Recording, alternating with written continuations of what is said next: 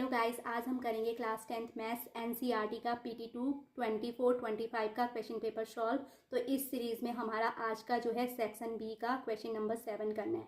इससे पहले वाली क्लास में हम लोग क्वेश्चन नंबर 6 कर चुके हैं। तो क्वेश्चन नंबर 7 है guys, if the points A 6 1 B 8 2 C 9 4 and D P3 are the vertices of a parallelogram taken in order, find the value of P। Guys question number 7 को solve करने के लिए हम सबसे पहले क्या करेंगे, एक पैरेललोग्राम ड्रॉ करेंगे।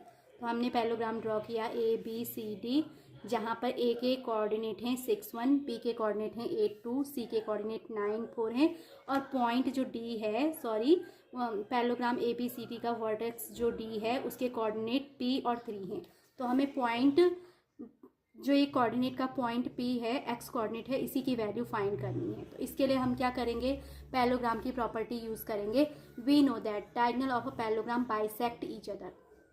जो पैरेललोग्राम होता है उसके डायगोनल एक दूसरे को बाइसेक्ट करते हैं। दैट मीन्स ओ क्या होगा, AC और BD दोनों का मिड पॉइंट होगा।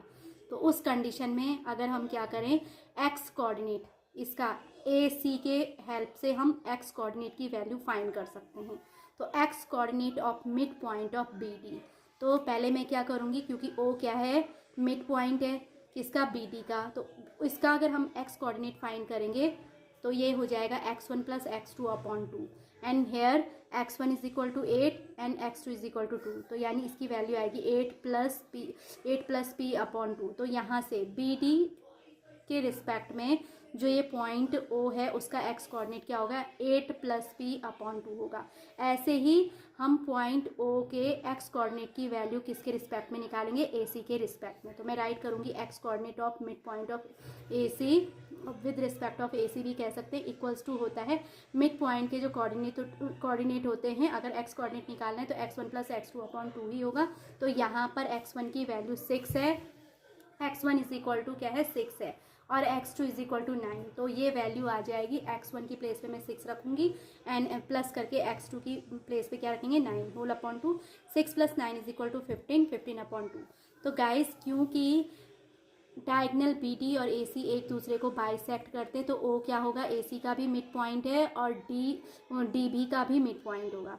तो जो पॉइंट O का एक्स कोऑर्डिनेट चाहे हम AC के रिस्पेक्ट में निकालें या फिर BD के रिस्पेक्ट में निकालें, दोनों की वैल्यू सेम होगी, है ना। तो इसका मतलब क्या है, यानी कि इक्वेशन फर्स्ट एंड सेकंड हम इन दोनों को क्या कर देंगे, इक्वेट कर देंगे। तो वहाँ से हमारा आ जाएगा 8 plus p whole upon 2 is equals to 15/2। तो मैं राइट करूँगी 15/2 इक्वल टू 8 प्लस p/2। दोनों के अपॉन में 2 है तो 2 से 2 कैंसिल हो जाएगा। तो this implies that 8 plus p is equals to 15। अभी हमें p चाहिए तो हम 8 का ट्रांसफर राइट हैंड साइड पे कर देंगे। तो यहाँ प्लस 8 है, राइट हैंड साइड में जाने पर ये क्या आ जाएगा, -8 हो जाएगा। तो p is equal to 15 minus 8। So p की वैल्यू 15 में से अगर 8 सब्ट्रैक्ट करें तो 7 बचता है, तो p की वैल्यू क्या आ जाएगी, 7। सो द पॉइंट जो हमारा D का कोऑर्डिनेट है, so the coordinate of point D is equal to क्या होगा, 7/3। क्योंकि हमें P की वैल्यू फाइंड करनी तो P इक्वल टू 7 आया, तो D के कोऑर्डिनेट क्या होंगे, 7 और 3 होंगे। तो आई होप गाइस आपको जी क्वेश्चन नंबर 7 है सेक्शन B का अच्छे से क्लियर हो गया होगा। अगर आपको मेरी ये वीडियो अच्छी लगी तो please like share and subscribe it and thanks for watching again.